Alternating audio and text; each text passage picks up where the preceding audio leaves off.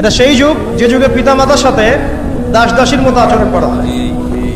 সন্তানরা ভুলে গেছো তোমরা যে তোমরা একদিন পিতামাতা হবা, আমরাও কিন্তু একদিন পিতামাতা হব।